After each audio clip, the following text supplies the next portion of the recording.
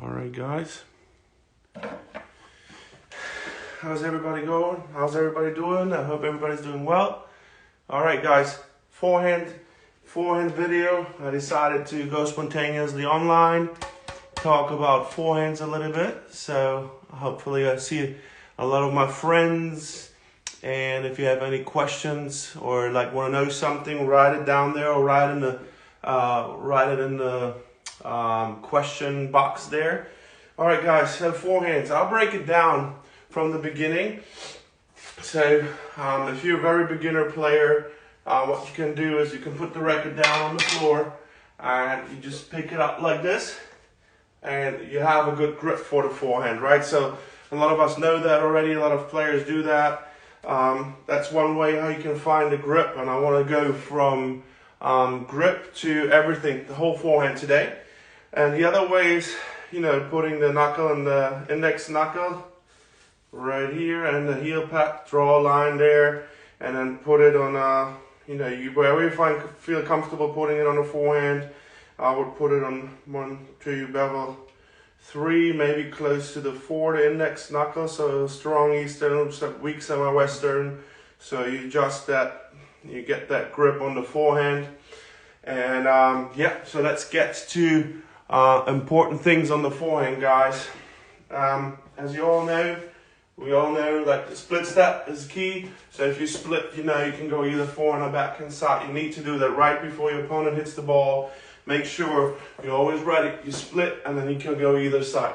The best players do the split and the turn quickly, and they're never late. Roger, Team, Djokovic, all those guys, when they do that, they are never late. Let me put the camera a little bit lower.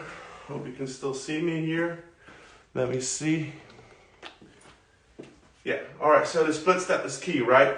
All right, so split is key, we know that. So left hand plays a big part of your forehand. So the left hand here adjusts the racket angle. So when you go, you split, and then when your right shoulder turns, your left hand gets this angle of the racket head.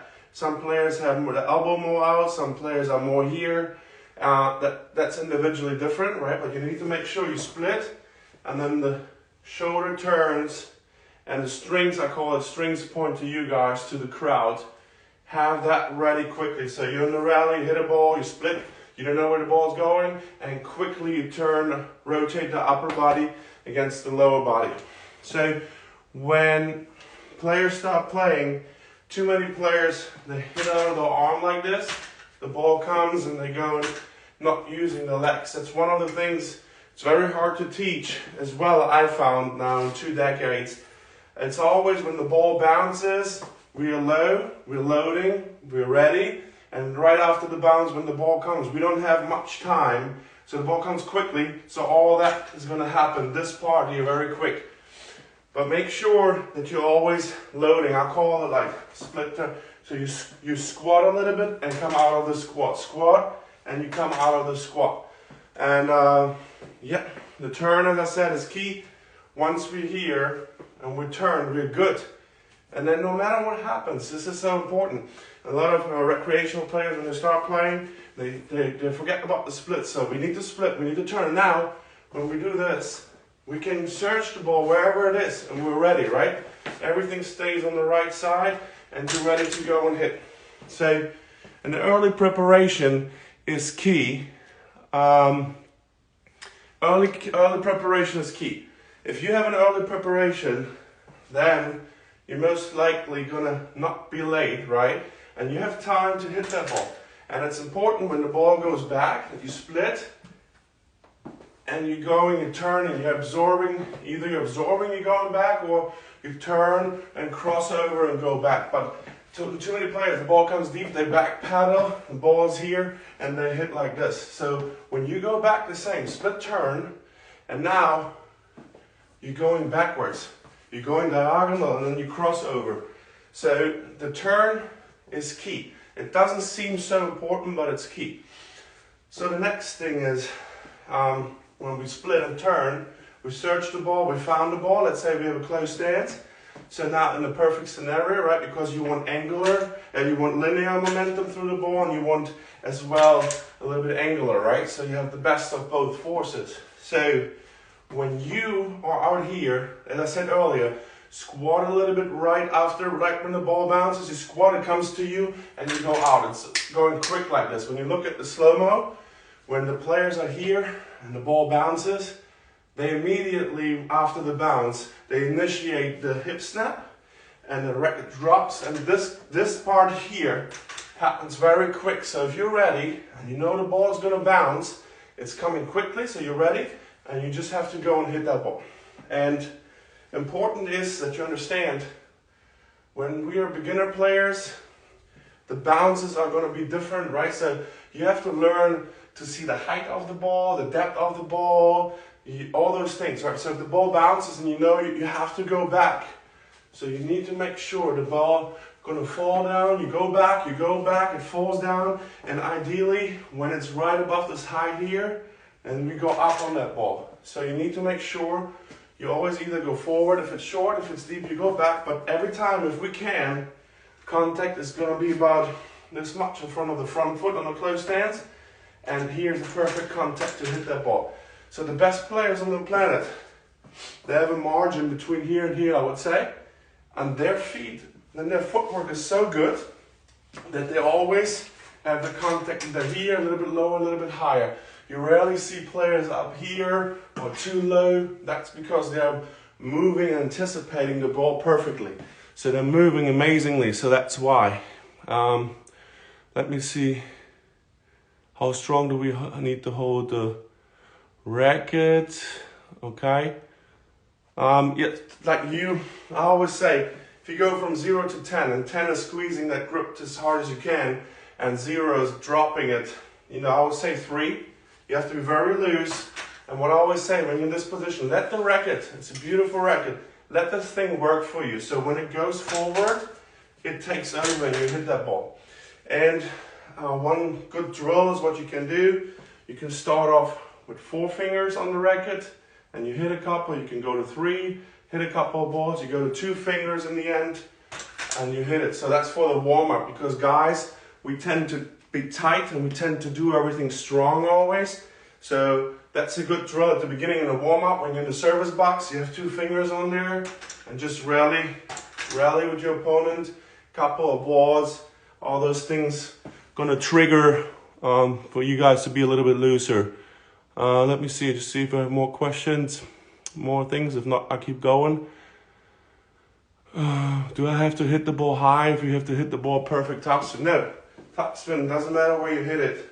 This is a great height, your hip height, right? So we get under it and we can roll that perfectly, right? If it's higher, we still hit up on that ball. That's why, remember, the grips are important, right? So that's why the little kids, when they're little 10, 9, and they play with real balls already, they change a lot of times to a Western grip, because it's so easy to hit the high balls on the Western above the shoulder. So they do a lot of this stuff. So if you're a coach, obviously you pay attention to that, right?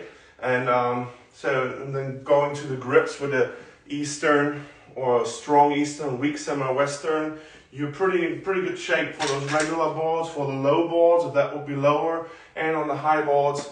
And if you go more to Western, you're going to feel comfortable, everything above waist. You're going to feel really comfortable. You will have to use your hips more and your whole core and rotate more, use more angular momentum and force, but you're going to have struggle on a short ball. So if the ball is like way lower than this with the Western grip, it's so hard. You see it, you get under it. That's why a lot of players with a Western grip struggle with the transition game. And that's why I like to teach beginner players with a strong Eastern, because here you can feel it's in front of you. You can manipulate the ball and you can feel that ball perfectly. And yeah, so that's with the grip, so you get an idea. I would say 3, yeah, Leonardo. When you go and hit the ball, hold it on 3. Slides, I'm just gonna stick with the forehand today, guys.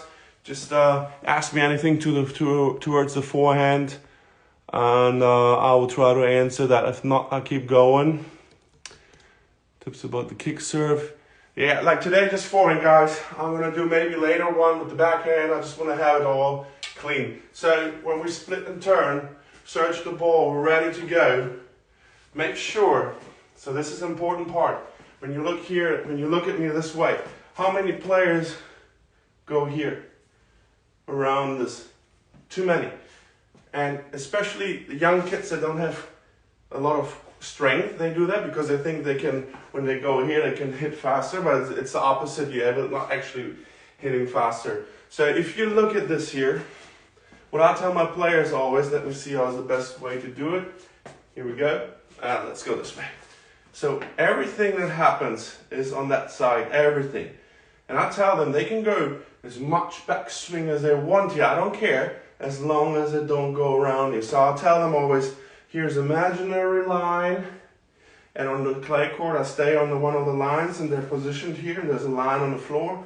And then once they split and turn and they're here, they can take a big backswing, but it's out here. It's a completely different story than here. Here you're gonna hit angular. You're rotating in backwards here, and then you go hit like this. No control, no extension. That's not gonna work. Teach your players from the beginning to stay out here. And then some players are different.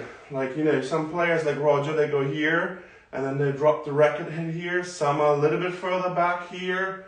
So it depends what you want to do. But not one player is going too far around there. So when you here, drop the racket, the face goes a little bit down. And now what actually happens is hip snap in, the butt cap points forward, goes forward, and then the racket head starts to catch up, and you finish forward as long as you can, and then you go up. So remember, when you teach players, beginner players, I like to teach beginner players always the same split, turn, strings to the crowd, search the ball, and I want them to have this loop, because if you have a little loop and the racket head is above your wrist, from here to here, before you go and hit the ball, so let's see here, from here to here, that's like a long way of acceleration, and you drop the racket and you can create more spin and more power. If you come straight here, you're gonna have a problem to create a lot of topspin. Another thing that happens, if you start straight down, if you're one of those players, you're gonna have a big problem with high balls, because when you take the racket down, I see that too often, they hit up and the balls go out, especially beginner players. When they start here, there comes a high ball, they hit, and it goes out. You have to have the racket head always where the ball's going to be after the bounce. And if it's higher, you hold it higher and you hit up on it. If it's here, you hold it here and you drop the racket head a little bit of the ball, because you always have to come from a little bit under here, from here, to create the topspin. And if the ball's super low, let's say it will be way lower, then your backswing can be way lower, and the racket head is still above the wrist, and the ball is low, and you just go and hit it. So try not to keep the racket straight down, because you're gonna miss a lot of balls that are kind of high. I get wrist pain. How to avoid that? Okay, let me see. I try to answer everything, guys. Okay, all right, say I get wrist pain, how to avoid that. All right, guys, there's a couple of simple tips. Arm and wrist pain, not always, but a lot of times, what is the cause? What do we do? So the beginner players, they squeeze the racket too much, and they're tight here. Just try to squeeze the racket the whole time. Look what it does to your forearm and to your wrist. So, especially forearm, it's not good, right? So when you're done with a point, take that hand off the racket, hold that racket in the left hand, shake your wrist or shake your hand, especially beginner players. And I always say, guys, you know, I'm like 6'3", I'm a tall guy. If I would have started to play now, I would go like this too. It's a normal thing, what guys do especially. Try to relax as much as you can. That's what I said earlier. Try to warm up in the box with 2 fingers and hit the ball. Do everything to remind yourself to stay loose. The point's over, take the hand off, and wrist problems. You know, most of the times, I mean, if you have an extreme grip, for example, you're using a lot of wrist, right? So that's probably not the best scenario. And then you have to see too, pain starts to happen. Let's say you hit a forehand right? So you can, I always say, let the racket head work. So once you're here, guys, just swing and let it work. Don't get tight and don't finish like a lot of players, some players finish like this. Let the racket smoothly go through. Let it go through and then catch it above your shoulder in the ideal world. Does the arm have to be fully extended? So, when you start, you always want the arm a little bit bent. Some players like to get the elbow out so they stay on the side, right? So they go like this. You see that it doesn't matter how high here, they're staying there, and they go under and hit it. Some players like to just have the strings pointing there, but the elbow is not out, right? So they go and hit it. But what you always see is, you always have a little bit bent arm from here, and then you extend through it. Yes. It's like if you punch someone, I explain it to my students always, I say, I hope you don't ever hit someone, but if you go like this, it doesn't hurt. If you bend it and go, like right, so that hurts a little bit more. Same here, you always have it a little bit bent, and when you get to the contact and you're straight there, that's when you hit it, that's when you want all the force coming to you. If you have it straight here, it can come as fast as it wants, doesn't matter. I hit it over there and I'm strong there. So you start off with slightly bent and you extend. How can we avoid the ball after bounce come? Oh, too close. Okay. Does the arm? Okay, let's do that. How can we avoid that the ball comes too close to us? So there's a couple of things. If you're playing with some of your friends, you want to really work on things. When the ball, he or she hits the ball, I use left arm as a stop sign. Okay, so he hits the ball comes, I try to catch it with an extend arm, diagonal in front of me, and then I just drop it and hit it back. So use this left arm. If you want to just work on that separately, usually you should have the arm here and wait, but if you need spacing, you have spacing issues, make sure the arm is out like a stop sign and contact is well in front of you where the arm almost is. And another thing is, if the ball comes too close to you, right, you look like this or like this. If you have the arm, it's good. And then the feet, right? So go when you get closer to the ball, adjust your feet a little bit, have smaller steps when you get closer to the ball, so you're ready to adjust and get there. If you come with those big steps, that's not going to be good. Like smaller little steps when you get closer to the ball, and that's going to help with the adjustment steps. Does the weight shift change? Now for higher shots, what you have to do on the higher shots is, on this let's say this is a perfect height here, right? And I always try to have a close stance if I can. So I go from the right leg to the left leg, go through and hit it. So right leg, left leg, go through and hit it. So then if you have a semi-open, you use more hips. If you're completely open, the hip snaps more. And so on the high ball, and you're semi-open and comes, you need to make sure, yes, you're loading the outside leg, and the hip snaps, and you hit up on that ball. You go up like this. So very much hip and outside leg load, and you have to unload that. What else do we have?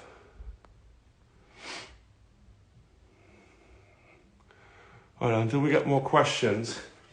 Follow through, guys. Remember, when you work on the shots, the main action, let's say the main action from here to contact, it looks for every player in the world the same, right? This part, here A to B. What you add on the take back and what you do on the follow through is individually completely different, right? We have, so many Gulbas, right? He was hitting like this and it worked.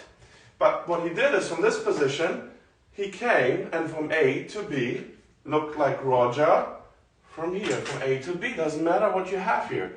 So the take back individually is different. If you can handle to have a take back like this, and you're going to be in the main action of the shot, which starts here to here, A to B, looks always the same on any player, and you're able to do this in time, do it. And the coach shouldn't even change it.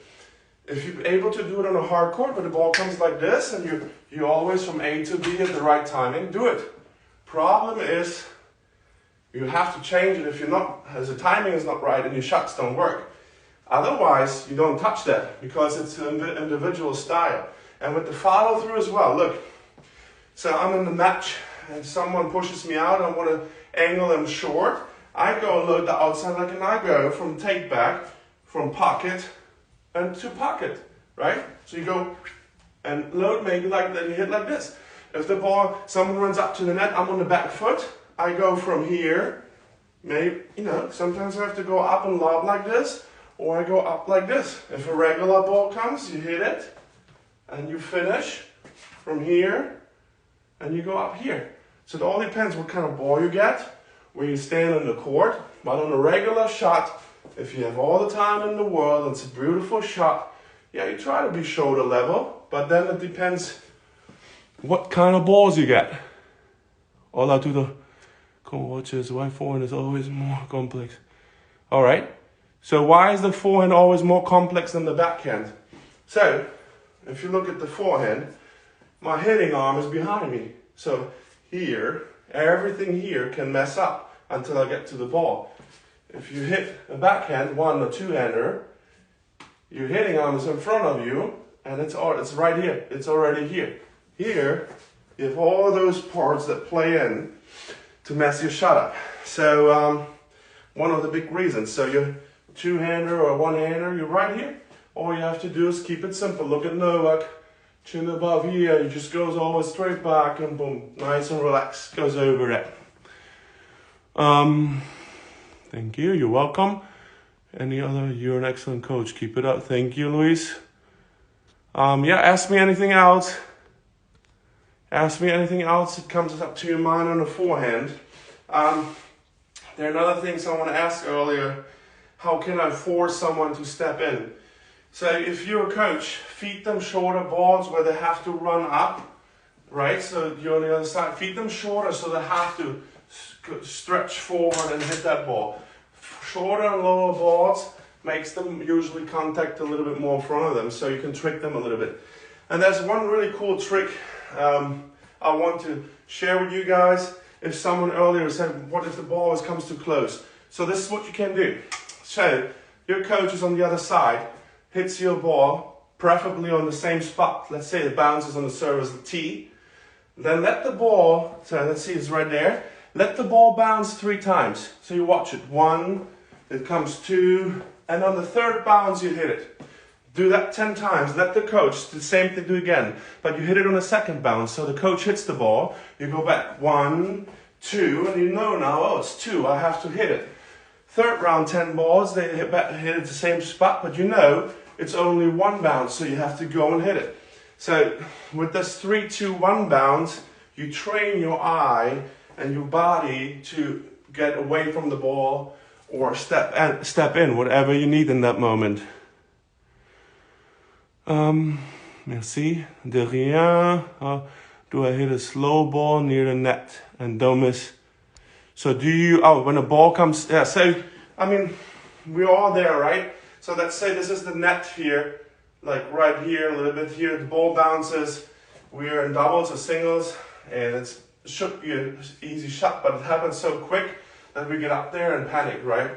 I mean, best thing you can do is tell yourself every time when you see something happens unexpectedly short and slow, you know, focus, keep the take back on a minimum and the follow through compact. That's what I tell my players always. When you do something that's unexpected, the ball is short, you get close into the net, for sure shorten the take back and make sure that you keep everything contact. You can't go and swing like this. As close as you go, guys, to the net, right? So let's say you have a rally pace from this, I'm at the baseline, I hit the next baseline over there, and I use this pace.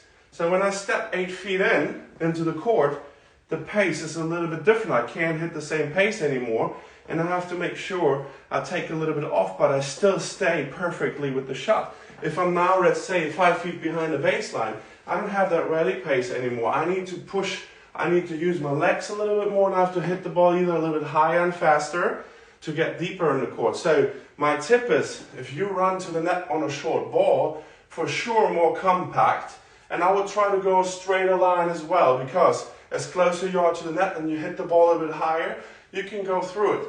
If you don't let the ball bounce so low and the net is here, you can't hit it up anymore. So you try to hit it chest level when you come in and you hit through the ball more. But I would also say, what's neglected is you get a short ball, a lot of players run up, and what do? They hit it out, right? Junior players do that, adults do that, right? You can as well learn to get up, change the grip, and just drop it, or just tap it over. Short balls are underestimated. It's so important. It's a very good quality to have those short balls.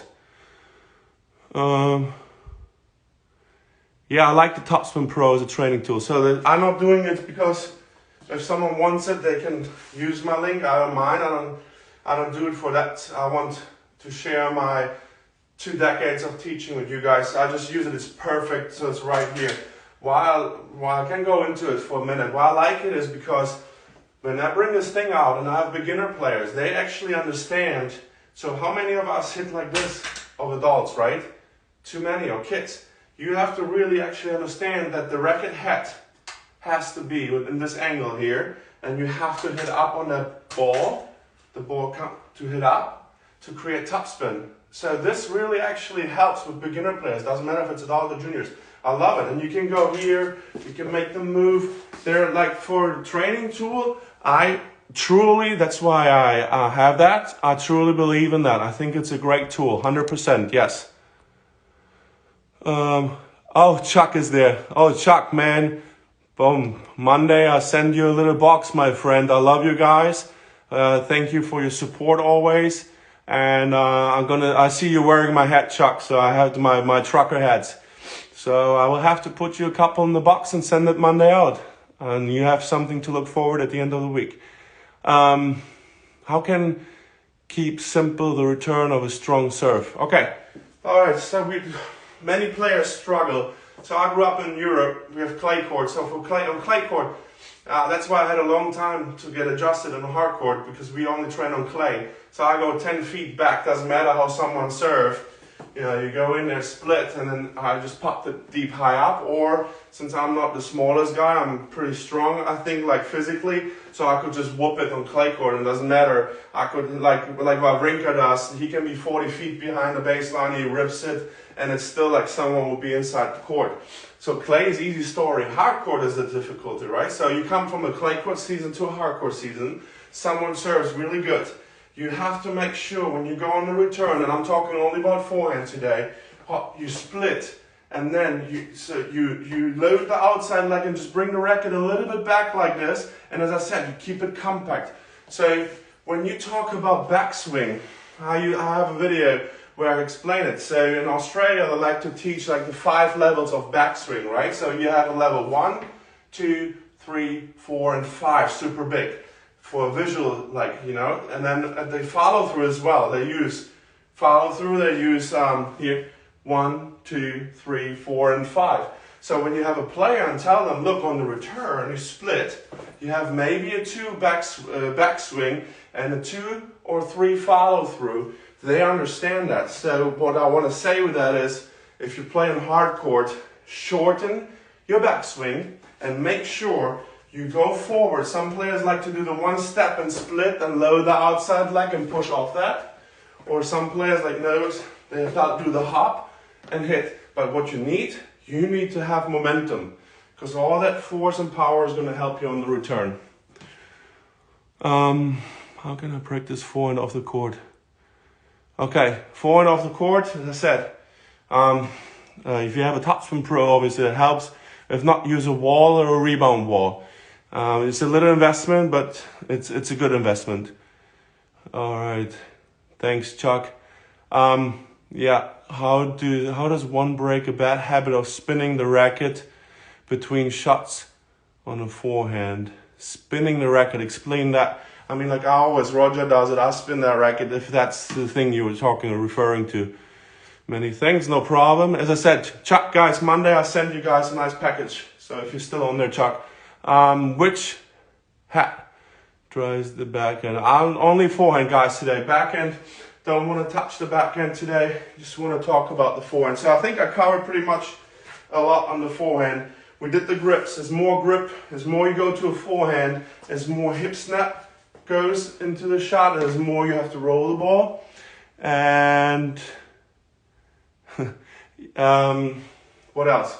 Yeah, as more grip you have, more towards Western, you need to for sure make sure that you learn how to load into the back leg. A lot of players don't actually know how to load in here. So you can do that when you have players at the beginning in a playful way, or medicine ball. You can use whatever you want to train your players. So the grip determines like how much, if you have more linear momentum or angular. And as I said, I like to teach at the beginning a strong Eastern or weak semi-Western, because when you're at the contact, all three contacts, you're pretty solid and you can manipulate the ball pretty well. One thing I wanted to tell you guys, I almost forgot. Say, if you hit forehands, this finger, that index finger, never underestimate that. Say, I have a lot of adults I teach, they grip the racket like this. And if you grip something like this without the fingers spread, right, it just feels like a piece of racket in there that you just go and you just hit like this. If you spread the index finger a little bit, we call that trigger finger.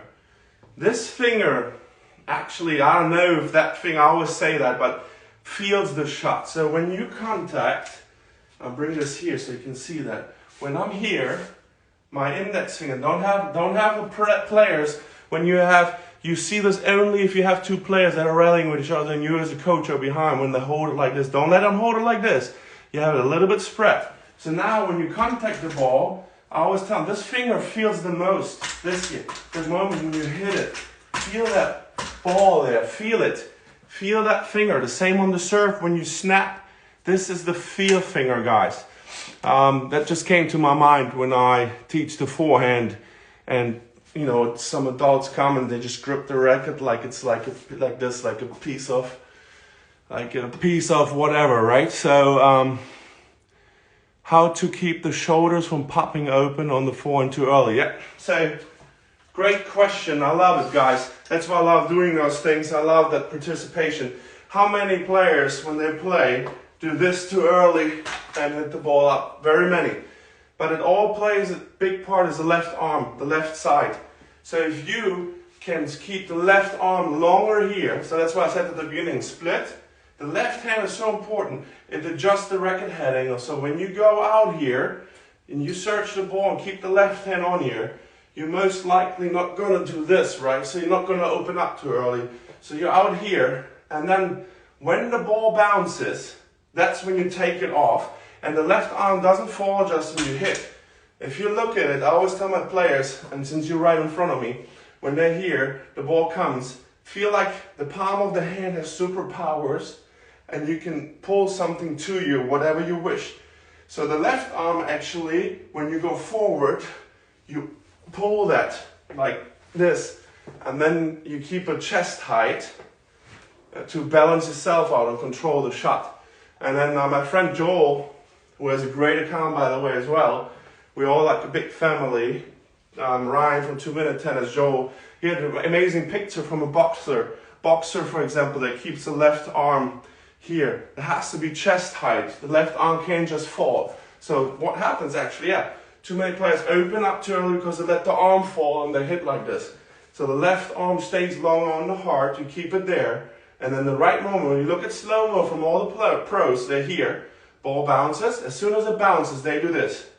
They go, separate the arms, this drops, when the hip snaps in, and then they keep it here, and then they hit it to maintain balance. Very important, it's a great question.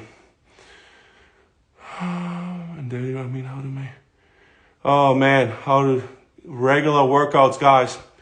Took me 40 years to figure that one out. It's just all, just have to do it. There's no excuse. I don't know. I can't help with that. It took me a long time. Some double strategies. Next time doubles.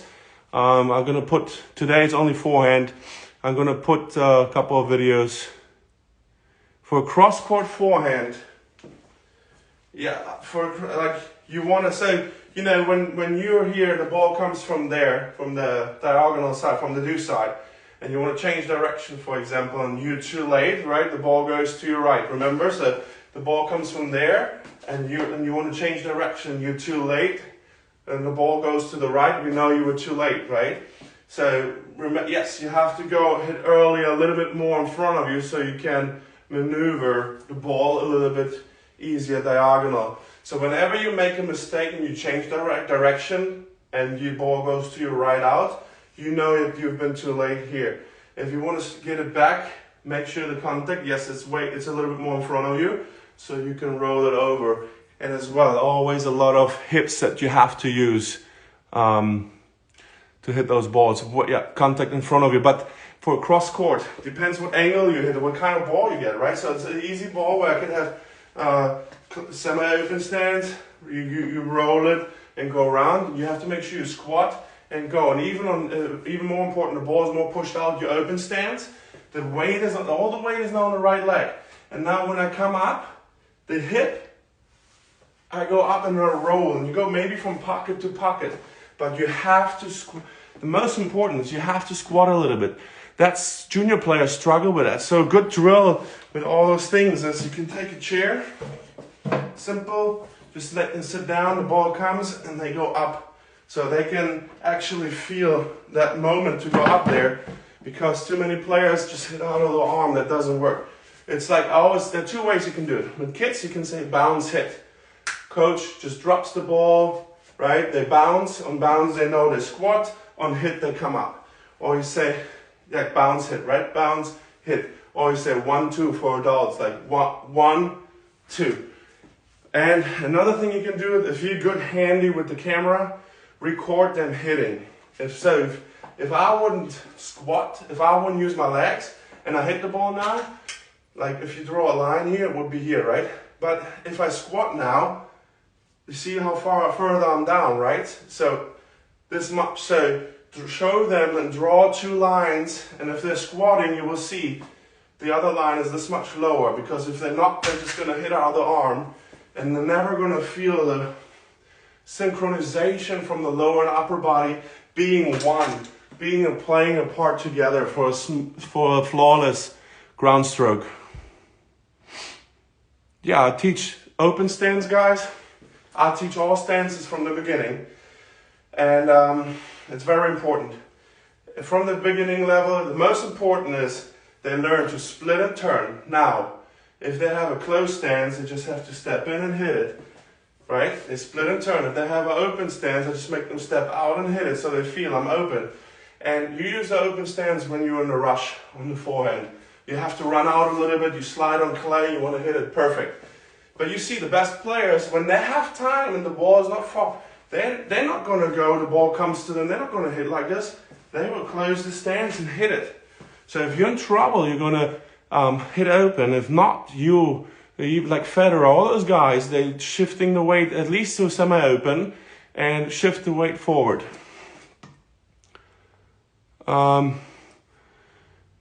Alright, male mating pot, just write me a message. I'll send you the link for it if you want it. But that's not the reason I did it, but I can do that. What do I need to give more? What I need to do to give more speed on the ball. Alright, so speed. The big muscles always run the show, especially on the serve. On any shot, the big muscles are like your quadriceps, your hamstrings, everything the big, so the legs basically, right? So the legs, if you load and push off, that gives you a tremendous power. More things for power is you have to be loose. So if you lose here, you can hit that ball so fast, it creates that, you hear that, the swoosh sound. Now I'm loose. If I'm tight and stiff, I can't do it. So being loose, using the legs, extending through the ball. Now I always call it, let your racket head work. Once it's fully forward, just let it go out and work for you. Those 3 things should give you a little bit more power for sure already. To taking the ball on the rise. Yeah, I mean, that's something has to do with the IQ of the player. They have to understand that when the ball, right off the bounce, when the ball comes, so on the rise, you need a more compact take back. And let's say this is like right off the bounce, okay? I'm just saying, making this up, this thing. So wherever I am, if I'm further back and the ball bounces, I need to be right here when it comes up so I can hit it. So a pro can just toss the ball and you have to step in and take it right out. It's all repetition in the end of the day and recognizing what's coming to you. Swing volley, forehand swing volley, yeah, you want to hit it above, you want to hit it like shoulder height, And on the swing volley and the forehand as well, when you hit it, you're up here and you still go up and around. You're not going forward. You always hit up, even on the swing volley, guys. And you have to be relaxed. You can't squeeze the racket too tight. What else? Should the basic forehand be open stance traditional? I would always teach everything from the beginning. All right, guys. If no more questions pop up, guys, well, let me see in the question section. Wrist pain, no, I got those.